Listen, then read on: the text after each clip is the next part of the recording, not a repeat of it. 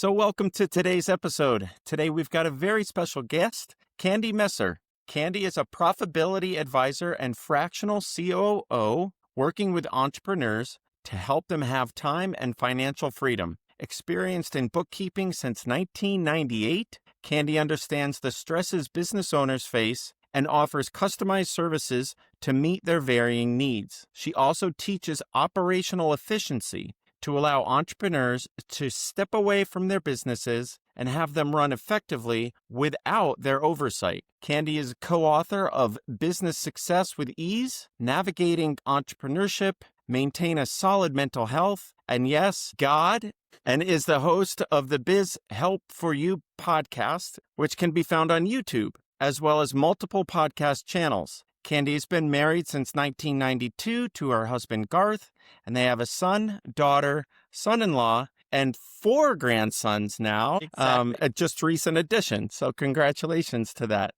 And when not running her company, she enjoys reading, crocheting, baking sourdough bread, and spending time with her friends and family. So welcome, Candy. Thank you. Thank you for having me here today. Yeah, indeed. And for those of you just joining the podcast, we at Strativa AI help businesses scale their revenue over 12 months using AI. So if you want to learn how to take your business to the next level, make sure to stick around for future episodes. And if you're interested in a free growth consultation, just drop the word growth into the DMs below. So Candy, can you tell us a bit more about yourself and your journey that got you to where you are? Sure. I actually never intended to be an entrepreneur.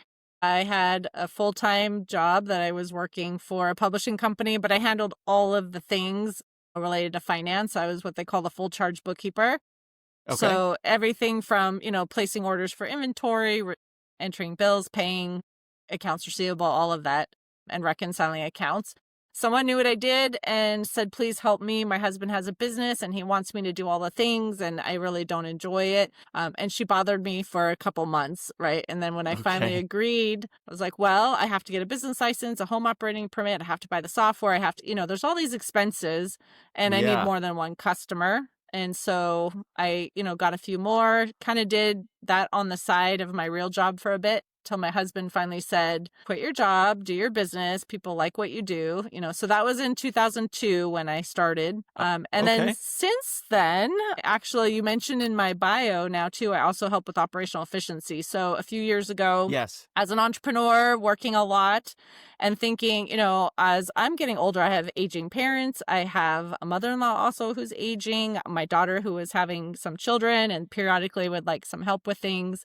And I thought, well, what if something happens, or if it happens to me and I need to get out of the business, am I going to easily be able to do that? And will it run effectively without me? And so as I was implementing things in my own company, I thought there's so many people who work too much, never get time away. If you take a vacation, you're not really on vacation. You're just working somewhere else because you're still taking calls or checking emails. So I've now kind of married what I say is the time freedom and the financial freedom together. So if someone needs help with the bookkeeping, payroll, understanding their profit, we help with that. If someone wants to kind of improve operations, we can help with that, or we could do both. And what size are the businesses that you typically work with? I would say, generally speaking, now we do have some smaller businesses that we have helped too, or smaller nonprofits, but most of the clients that we help generally are 500,000 or above in terms of top line revenue. And as you get into those who need more operational freedom, they're probably, $1 million, $1.5 million at least, because that's where, you've got a lot of team in there probably. It could still be someone at that level with only one employee, or maybe it's still themselves, but usually you've got some team in there and you need to train how to properly delegate and figure out who should be in the right positions and all of those things. Mm-hmm. And how about you guys? What's your team look like? I currently have 11 staff who are working with me. A lot of them now are part-time. So I had gone fully remote. And so I have people in 6 states right now. I have a lot of parents with younger children. They need to be able to take kids to activities or different things too. So I've been able to offer that flexible schedule. And so I still have a few full-timers, but we've been able to build the team and structure it where we can still get the things done for the customer, but it's also beneficial for them to be able to have that work-life balance, have the freedom, also to be able to take some time away as needed. Right. Yeah, that's definitely key. And then, so do you have some of your team members that focus on certain types of clients, or do you do that sort of bookkeeping for absolutely, anyone and any? So, generally speaking, for the bookkeeping side of things, we prefer service based businesses. And the payroll, it doesn't matter what industry that you are in, really, because it's based on how many employees you have, how often you pay, what states are you located in. So, we do have people in all industries that are in those types of businesses. Yeah. But in the service based business is kind of who we target, generally speaking. Got it. Got it. Okay. And so then what do you guys do internally or maybe to interact with your clients to enable and use AI? So, as we are doing operational efficiency too, we have used that in a few different ways too to make sure that we have all our SOPs in place. Because, of course, since I've had my business, we've had some written instructions. Back in the day when I was first starting, I had a file cabinet with folders and instructions on the Right. outside of the folders. Now, Yeah. we have digital storage and things like that too. But Yeah. things can change also for the client. So we want to make sure that, we at least have written instructions on how to do certain things, but we like to also record by video a lot of the processes. Well, you could take a video and then you could, write out all of the things, right? Or you could upload that into a system that will actually pull out some of the data, make key points on that.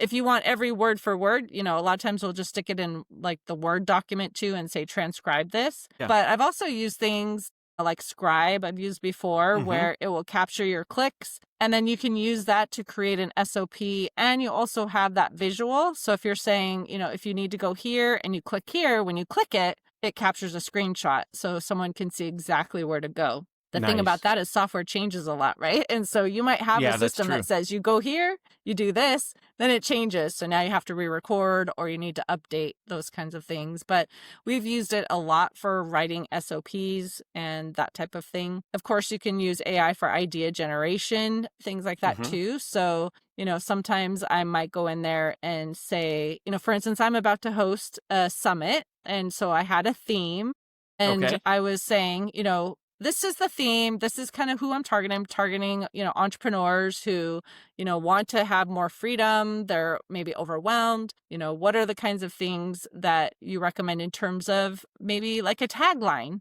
or something? And Sure. so I put all that in there and it helped generate. So you can use the AI for multiple different things. Okay, so it sounds as though you use it both externally when delivering some sort of your service, and that's like you were sharing how it's around SOPs, but then you Mhm. also have some internal processes that you've Mhm. automated. Is that right? Everything that I talked about, we've actually done internally too. So for all of our clients, we have how-tos. So if something happens, if someone is sick or, on vacation or whatever the situation is, if a client calls and asks for some information, the other employees can go in and see, well, this is how we do the bookkeeping so we can find what they need. If, like, for instance, right now I have an employee who's going to be out for the next couple of weeks because he has a band and they're on a little tour. So if someone calls for payroll That's cool. and they have a question, yeah, they can actually look at the process and they say, this is how often we run payroll. This is when taxes are paid. This person has reimbursements. Like, it literally lists all of the things that someone would need to know to be able to effectively take over that task and not Mhm. have the ball dropped. So Mm, we do all of that internally. wonderful. And so has there been any challenges that I or any of these workflows has presented you? And as you've overcome some of those maybe unexpected challenges, what takeaways, what lessons have you learned that you might be able to share with people? First of all, I do say in terms of bookkeeping, if someone is using the software themselves, even that there are lots of mistakes that are made by AI still. So Mm, a lot of people think like, oh, I'm going to connect my bank account. Everything's going to import. Everything's going to right, be right, perfect. I just have to post. right. Please don't trust that information is correct because it maybe is trying its best, but a lot of times it's wrong. So that's one thing I noticed too is it's not perfect yet. Interesting. The same thing with AI. If you're searching, let's say ChatGPT, I actually had done this once before when the employer retention tax credit and PPP loans and all of that, people were claiming that a few years ago. Right, And right. I wanted to see if it was accurate, if it gave correct information. And so I put in a question about, can I claim this? Or, I forget the exact prompt, but I had Yeah. put in some very specific details and the information was incorrect. It was like what came out originally, but there had been multiple changes. Huh. So if someone had trusted that information and filed based on that information, it would have been incorrect. So Wow. a lot of times I'm saying like it's good to maybe get some information from there, but make sure you're double checking because often it still is not correct. So at some point, I'm sure it will continue learning and get better. But I think too many people trust that that is just 100% accurate and have false information that they could be using or sharing. Mm-hmm. Mm-hmm.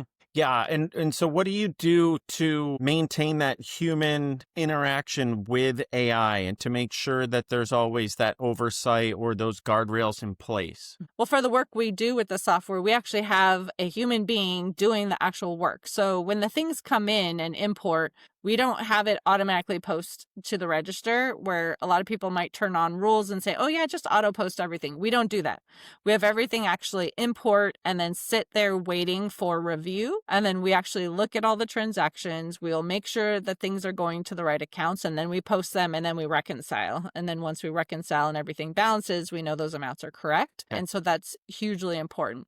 In terms of like if we are wanting to create something from, ChatGPT, again, like if I put in, this is what I'm wanting for my summit and I want to have a potential, tagline or something, I Yeah. can tweak that though. That gives me an idea, but it's often not exactly what I want. It doesn't exactly represent me, or the words that I might use.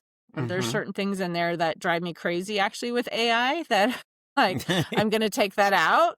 I don't like that. That doesn't sound like me, but it could Right. just be Yeah, something exactly. that Yeah. you can get ideas, right? You can get maybe a rough draft of something and then fine tune it. So if we use Right. it, that's kind of what we do is we'll look at that and make sure that it's appropriate. And being in the financial industry, how have you seen the idea of like regulations and compliance and data security? How do you maintain all of those lanes when in consideration to AI? I think you were talking about how sometimes, it just does things wrong and things like that, but other times where you can lean on it and, help all of your workflows out in processing things. And so what specific things do you do around the regulations and the compliance? Sure. The first thing is we never put anything very specific to anyone, no sensitive data or anything into any type of AI. I Yeah. actually have a document that I have had to fill out that I've actually told the IRS because we are a payroll processor, we are a reporting agent, we have to file what's called the WISP. And Okay. it's basically information security protocol. And so I have to say, like, how do we protect the data? Who has access to the data? And we're never going to take anyone's information and put it into any type of software like that is potentially going to have data that could be kind of extracted that shouldn't be, So we're very cautious because of that type of information, and we don't ever want anyone's data to be stolen or used inappropriately. And Yeah, so that 100%. is really important. And is that reporting something that you guys do on an annual basis, or does it get attached to its annual? Okay. I didn't know Yeah, if so it was every like year, attached to every report or something. yeah, no. So every year, what we have to do, so as a reporting agent or, a CPA who's filing taxes or something for you, we have what's called a PTIN number. And we have to basically every year reapply and pay a fee, right, to the IRS to even have that number. And one of the things we have to certify is that we have a written security protocol in place that says this is what we're doing with the data, how we're protecting it. We make sure that, people who don't need the information aren't having access to it. And so that was actually new this year where it had to all be spelled out. We, of course, have been trying to protect everything all the time. Like even when I have data, Yeah. like I don't ever email sensitive data. And I tell clients, please do not email sensitive data to us. Nothing should have a social security number on it, right? Or a Yeah. driver's license number. It's interesting trying to get people to not do that though, and trying to explain email, you can't trust, it's safe. I don't know if someone has hacked into your system, same thing. So what are we doing to protect that information so that your data, and unfortunately, even the big companies, have things hacked, but we do the best that we can with all of the things to make sure that it's not available to just anybody, right? And again, with AI, Right. you have to be really careful to make sure what information you are putting in there or what you're not. Yeah, yeah. I would think that it's obviously specifically so your industry is so sensitive to that private stuff, right? Just like health would be, Mm-hmm. whereas other industries may not be as sensitive to it. Right. Not that it's not important. And data Mm-hmm. security and privacy is I feel like it's very important no matter what the kind of sector or area that people are using it in. Mm-hmm. Obviously, though, there's some areas that are much more sensitive to others for sure. And so, Candy, you mentioned that you have some SOPs in place of, someone being out on holiday or something like that, where you can have team members come in and help their clients out in their absence. And Mm-hmm. so, are there any workflows or processes in your business that you wish you could be automated, have them automated, or that you're thinking of automating? So I think one of the hardest things for us in our industry too is documentation and getting things from clients. Like we try as much as Okay. possible to be able to get what we need on our own. So a lot of times as, someone helping with a client's bookkeeping, we ask for read-only access to the bank account so we can just log into the bank, get the statements, be able to do the bookkeeping. Yeah. But if there's other information we need, sometimes people need to send us receipts for something or invoices or things like that. We don't have easy access to that. Right. Trying to get documentation, or if someone reaches out and they're saying, well, I'm really interested in your service and we're trying to get documentation, say it's a payroll setup. We had this recently where someone is like, oh, I want to use your service for payroll. And we're like, great. And we kept asking for the information. And then finally, like the day the documents were supposed to actually be processed for payroll, they're sending it in. It's like it takes a long time. I think Yeah. there's a misconception that it's just super easy to just set people up and run payroll. But there's a Right. lot of work that goes into that. And so that would be helpful if there was a better way maybe to get that. But that's dependent on the human on the other side of the situation too, right? And That's they're true. overwhelmed. It's hard for them to get things. Or maybe if they were just now starting payroll for the first time and hiring someone, they don't know all the things, and so they forgot to get something from someone and then they Yeah. have to get it back. So if there was a way to automate some of that where it was easier for them to send it to us in plenty of time to get everything set up, that would be helpful. Right. Yeah, that's interesting. It's like because you're so dependent on getting the things from them, and it's a Right. matter of them taking the time to actually do it. That's yeah. I could appreciate how sometimes that might be like pulling teeth, and then at the end of the day, they're sending it to you at the last minute, and they're like, "Okay, here you go. You're going to turn it around for me, right?" And I think that's Obviously where gotta there's a put time into it. misconception. I think a lot of times people think, well, the computer does everything and they do it in like the snap of a finger. Right. But again, a lot of times there is a lot of things that we have to do to make sure that everything is set up properly, that we're double checking numbers, to make sure everything is completely accurate. There's still a lot of human work that is done in there and making sure things are correct. And so I think that sometimes maybe why things happen the way they do is because someone thinks, well, as long as I get it to them the day the payroll has to be processed, it's still fine. It doesn't take that long, Right. But I think that's where part of the misconception comes. I see. And so looking ahead in regards to your industry, what emerging trends are you seeing around AI and how people are using it? Of course, we're hearing all the time there's going to be new software out. It's going to make things even easier. Things are going to extract data better, all these different things. Again, nothing is perfect. So even if you have right now, like Intuit recently had told us too, like, oh, well, now it's doing better. If you upload an invoice, it's going to pull out all the information. It's going to just create this bill for you. You just have to quickly review and hit accept. But again, things are wrong. It might see something thinking it is an invoice number and maybe that's not the invoice number. Or, there's sometimes numbers aren't always easy to read on something. And so it might put an 8 instead of a 6, Right. So again, I'm sure things will continue to improve over time, and it'll be interesting to see. And of course, there's always new technology coming out. So you think you're using one tool and this is going to be great. All of a sudden you're hearing about all these other tools and Yeah, maybe that works better. It's sometimes hard to keep up with all of it to it know, really is. Yeah. is this something that's really going to work for us or not? And so just taking the time to research, which isn't always easy, to find out which one is really the best for you. Yeah. And there's so many tools that are like, they're good enough. They're more than good enough, Mm-hmm. right? And all Mm-hmm. these new AIs that are coming out, whether it's an LLM or a specific use case on something, so just more like a proprietary, narrow, Mm-hmm. AI, they're all leapfrogging each other now quite a bit. Right. And it's like, I always invite people to just use one, right? And Mm-hmm. get familiar with it and continue to do the iterations and the learning, and then really have that transfer of learning into their business so that they're actually putting it to work effectively instead of Mm-hmm. being like, oh, and then here's one that does have this different feature. Maybe I should try that out also, Mm-hmm. versus put something to play Right. and then, take it from there sort of thing. Well, I think that happens a lot too, where, you might start with the tool and all of a sudden they're saying, well, you might want to upgrade to this next level because you're going to have this and this and this. And, maybe it sounds great, but are you really going to use it?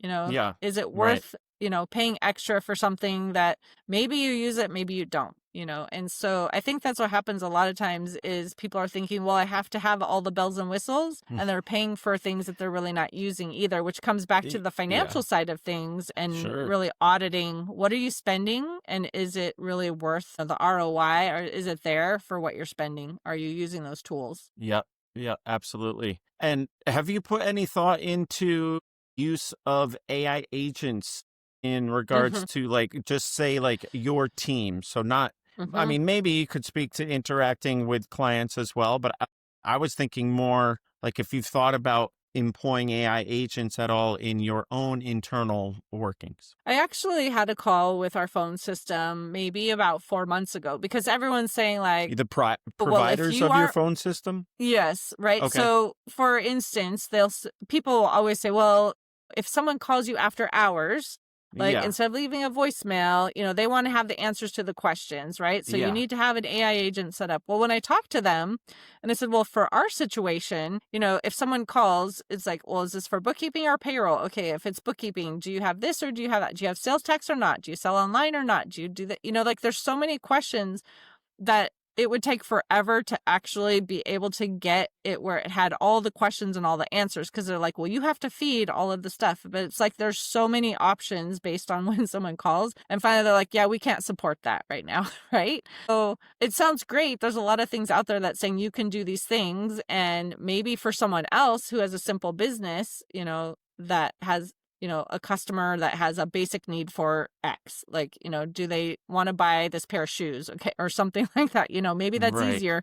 Then it's just like, what size do you need? What color do you want? Okay. Yeah. But I think when it's more detailed, it's a little bit harder. And again, maybe over time, they'll have a better way where, you have a yes, no. And then when this one is yes, what's the next question or things like that. But when I looked into it, it just wasn't feasible for us at And that so point. that's But I like have looked the into it. client facing side of things. What about Mm-hmm. internally for your own team that you were mentioning? Yeah, I think it would be nice to know like what might be an effective use of AI agents for those kind of things. We haven't looked a lot into that, like just in terms of our team working together or maybe with some other software and figuring out like, is this something that you can plug something in? Because I've heard a bunch of things too, like even for myself, like if I wanted to have, it's a little bit more client facing again, but let's say on your website where if someone had a question and they're like, we'll take all your blogs that you've ever written and put it in there. And then it could have, answers to questions or something. But I'm like, how do you necessarily make sure that everything completely is correct? Once again, because AI might not have something, especially with all the things that are different based on entity or size or revenue. Like there's different things in my industry. How do I know that it's going to be accurate on all of that? So those are some of the things that I think over time it'll be interesting to look into finding out, is there a tool right now that is the best fit for that? And making sure, again, it's accurate, because if it's not accurate, it's not going to represent us well. And I think that's one of the things I get frustrated myself if I go to someone's site and there's oh, this bot is going to answer your question. 9 times out of 10, it doesn't have the right answer for me. And then I'm getting Yeah. frustrated because I want to talk to a person because I put in my question and it gives me an answer that's totally different, and Right. so I don't want my customers to get frustrated trying to find an answer from us. I would much rather at this point say, hopefully they'll leave us a voicemail or send us an email and we can respond and give them a direct answer instead of them getting false information, so I guess Yeah. that's how we have to balance that right now is, yes, I want to be able to get things to customers right away, give them the answer, right when they're calling. But if it's not helpful information, is that really the best thing yet, for us to do? Definitely figuring out ways for those very simple things that can be automated and they do have where they can help with that level of work so we can do the higher level things, that would be good. Yeah, I've certainly seen some AI products, we'll call it, work better than others. So that's definitely out there, and there's a lot of investment going into AI these days. And then there's also a lot of just failures where, the AI doesn't work out. And so customers are kind of, holding the bag or what have you. But yeah, because a lot of people talk about how, AI agents will become kind of infused into the workspace and may have like the idea of a digital twin working alongside one of your workers individually. And then there's also the ability to like have all of those AI agents working as a team and such that then they're orchestrating their work and kind of like reporting it to a department head or, to you or what have you. And so just curious about what you've thought about those sort of future interactions there and what that might look like. Yeah, it's interesting to think about. It's funny, I was on a webinar maybe a month or two ago, and somebody actually recorded their presentation and had the AI agent actually give the presentation. He's like, just to show you what can happen. And it was interesting, but at the same time, it is a little weird, to have, a non-human, I guess, Yeah. actually doing the presentation. He had a head injury, and a concussion. So it was hard for him to be able to sometimes just sit and be on and, paying attention to a screen. And so Interesting. that was his Right. way of being able to do it, still present the information. It'll be interesting just to see how things can definitely help and, make things efficient and easier. So some of the tedious things that maybe people don't enjoy as much can be done. But again, it's making sure that everything is done accurately, especially our industry. It's extremely important that everything is accurate, Oh, 100%. so, Yeah. yeah, Yeah. Don't want to shift that decimal over or exactly. change that 8 to a 6. Or was it supposed to be a 3 after all? Yes. So Yeah.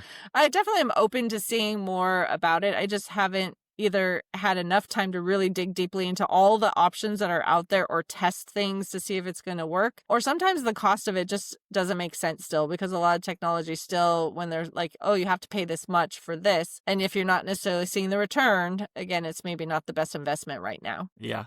Yeah. Indeed. Indeed. And so as we start to wind things up a little bit, what suggestions might you have in regards to the business owners or employees that are at all hesitant in applying AI into their business or their workflows? Well, I definitely think there are places that can make things more efficient. I mean, again, as I was talking about earlier, I also help with operational efficiency. So if there's things that we can do to figure out what can make this easier instead of someone having to write something out, type something out, can you, Yeah. take a video recording that shows how to do something and have it help you, so figuring out things that can make things more efficient, but balancing that with making sure everything is, again, completely accurate and, is giving you the result that you want. And that you, again, have a return on your investment because we do have to balance efficiency and cost and all of those things. And determining what's most important to you too. Like, maybe it is more important to save money and do a few things manually first because right now you're kind of bootstrapping things, right? But if you Yep. have over time where you can make those investments, there are things that make it easier. Like I love project management for our company too. Obviously we're paying a decent amount of money for that, but it does make things easier. We can mark one task complete. And if it recurs, it automatically generates that for the next, 2 weeks when we have to run payroll. So there are things that definitely will make things more efficient as well. So I think it's really looking at your specific industry, your specific business, and what makes sense for you. I love it. Fantastic. And so, Candy, how can people learn more about you, and if you could share about your podcast, I'm sure people would love to sure. hear. Well, our website, if you just want to reach out, find out a little bit more information about us, it is abandp.com. So it's short for Affordable Bookkeeping and Payroll. There's not a ton on there yet, really about operational efficiency. I'm going to probably update that at some point. There's a little bit on there that says how we can help. But my podcast episodes are also on my website, but you can also find me on YouTube and all the podcast platforms. And it's called Biz Help for You. And I have episodes drop, Tuesdays, Fridays, and then Saturday I do a quick tip where I'm answering like one question on one very specific topic. And it's usually, a couple minutes, less than 10 for sure. But usually I would say probably in the 3 to 6 minute range a lot of times. So you can get that real quick tip on Saturdays. Nice. Fantastic. Thanks. Well, Candy, this has been great. Thank you so very much for showing up and sharing all this. And best of luck with the podcast and all you got going on. Thank you. Well, thanks for the invitation. I enjoyed the conversation. Indeed. Okay, have a good weekend.